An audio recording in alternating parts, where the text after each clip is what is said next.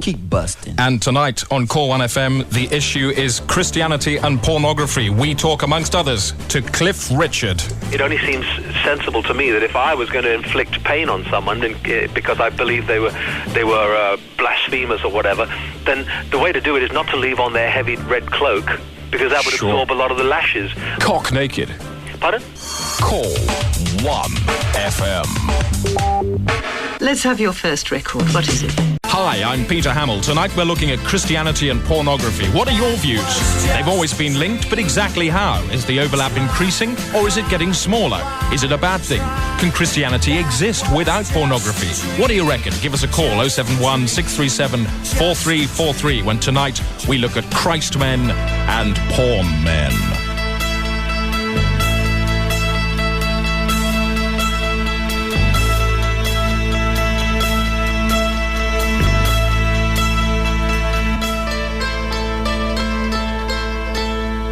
Peter Hamill, Call 1FM, Line 1, Steve, Jersey. Hello, good evening, Peter.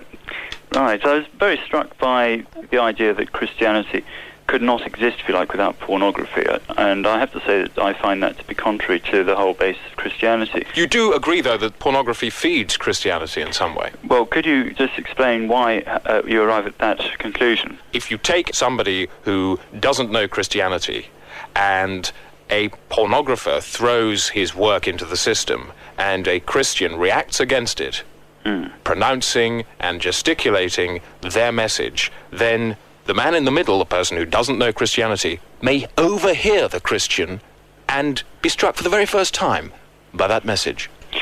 Yes, I think you're probably right to the extent that people may say, well, why do Christians feel that pornography is so negative? Yeah, but what I'm saying is that stranger would be more likely to encounter God if they approximated themselves to a pornographer, because nearby would be the sound of a Christian reacting. Well, the fact that Christians often don't hide behind their own church walls and don't do that is just human nature. It's part of human nature. Yes, and if you have pornography going on outside the church walls, then the Christians will get up in arms, and then people walking past will notice the Christianity more. You need the right sort of Christian response, and very often the Christian response is not sort of sufficient intellectual response, if you like, to the situation that's been presented. So it's a case of popping out from behind the church wall with an intelligent face? The face of somebody on Mastermind, or...? Well, anybody. There is any number of newsreaders might come into that category. Would it be like sort of Richard Baker smiling? Yes. Steve, thank you for your call. Right, yeah. Many Bye-bye. thanks, Peter. Okay, bye. Call 1FM, FM, FM, FM, FM, FM, FM, FM, FM, FM, FM. Next piece of music. On Call 1FM, we're joined now by Cliff Richard. Good evening, Cliff. Hello. How are you doing? I'm okay, thank you very much. Great. Now, let's look at this issue, Christianity and pornography. Where do you see the two overlapping? I've never thought of them as overlapping. You know, it's almost as though Christianity doesn't really overlap with anything. Jesus was the only one who actually enveloped everything. Well, if he was walking around today and walked into a pawn shop, what do you think he'd do? Well, I suppose I'd perhaps go and speak to the guys and girls who work there. But it seems to me that almost every area that deviates and stops us, moves us away from that central line that is so difficult to walk down. It's sometimes illegal to walk down the central line. If it's illegal, you've got to say to yourself, do I break the law? Yep. In a way, again, this is what makes it so difficult. Some people have seized on the imagery of the crucifixion and said that is basically a sadomasochistic scene of the most top rank. Well, I think if you're going to inflict pain on people, the best way to do it is to strip them so that you get straight to the flesh. And so, therefore, it only seems sensible to me that if I was going to inflict pain on someone because I believe they were blasphemers or whatever, then the way to do it is not to leave on their heavy red cloak, because that would absorb a lot of the lashes. Cock naked. Pardon? But don't you think that provides a sort of rubric for some heavy, weird, bent porn? Yes, I mean, I suppose I can understand that someone who's heavily into flagellation, thinking how sexually wonderful it is to think of the picture of Jesus being flayed. And in fact, if that's pornographic, I would suggest that everybody reads it.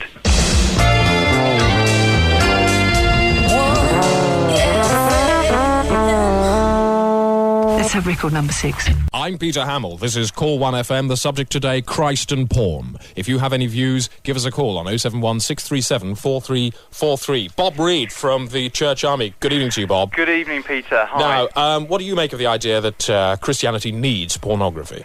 Well, God created man and woman, and I think he put in within them a love and a desire. I think pornography can degrade that rather. Like a dipstick in an oil sump? Yeah. We have to take moves, I think, individually, day by day, which will nurture the right relationship with God. Yeah. It's a sort of vertical and horizontal, the two, and they're very much interlinked. And which is more important, the vertical or the horizontal, would you say? well, I think it's probably both. So what if somebody's gone too horizontal? Too horizontal. Well, they may dry up. They may find life difficult. Is the air down there worse? I mean, is it more... I'd say go for the cleanest air, the best air. What about if you're too vertical? I think the ideal is to look at the balance. Presumably the correct blend would be 45 degrees. Yeah, looking up and looking out. Looking up and looking out. Do you agree that the crucifixion was an S&M scene? It's how you look at anyone, whether you see them as a man or a woman. Or a pornograph? It's a porno person? It's how you look at them. Mm. Looking at a pornograph is very similar to the way God looks at us. I'd say he's been around from the creation of the world right the way through to when it's going to be finished. And he's presumably sitting up there and looking down on us like one great big porn ball. Mm. All right, Bob, well, thanks very much for your thoughts. Peter. We've been joined now by John Partington from the London Church of Christ. Good evening to you, John. Good evening. Now, what are your views on Christ and porn? Well, we would say there's absolutely no place for pornography in our society. Why is that? It's a misuse of women. It's a misuse of women misusing themselves, and the other way around. What if that were further misused by one more degree? I'm not quite clear what you're asking. Excellent. Now, what about the good pornographer?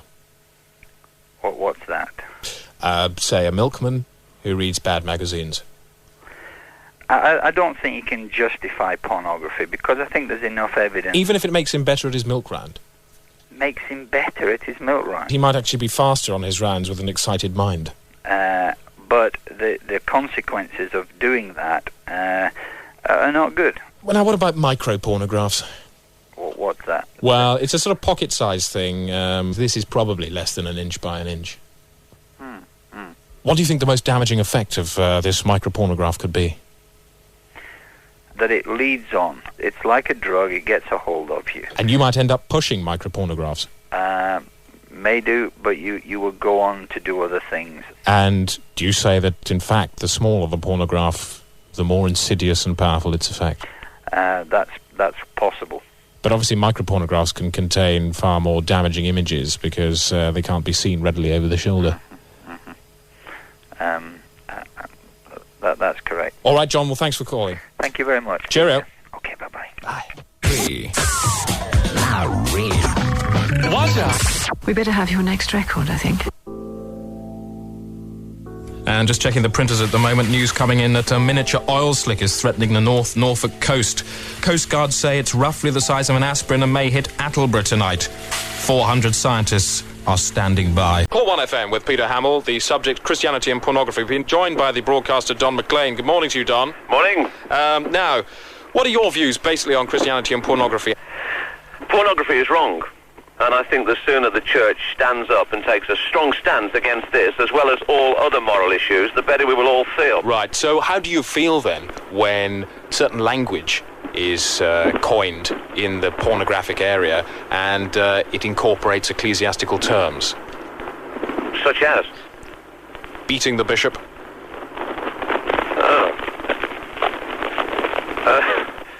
Beating a bishop, as far as I'm concerned, would be running faster than he did. I haven't got a clue what you're talking about, really. Pounding the parson. You don't see any reason for replacing these terms with a term like choking the chicken. Choking the chicken? I don't... You obviously prefer choking the chicken to beating the bishop, then? Well, I don't find any of those things offensive. I mean, is somebody going to come up to me and say, would you like to choke a chicken? I mean... Basically, they're all euphemisms for self-abuse. Oh, is it? Oh, I must be honest, I've not heard any of those expressions. I'm ever so sorry. I feel I should write you a letter of apology for wasting your time, to be honest. I suppose that'd be nice, actually, if you could. Yes, call 1FM, care of BBC Broadcasting House. Who's the producer? Paul Mullins. Paul Mullins, that's right. If you were something like, dear Paul, sorry to waste your time. Yeah, I'm ever so sorry. I really do apologise. I feel I've been a bit of an idiot. Thanks, Don. Thanks, Peter. Bye. Bye-bye.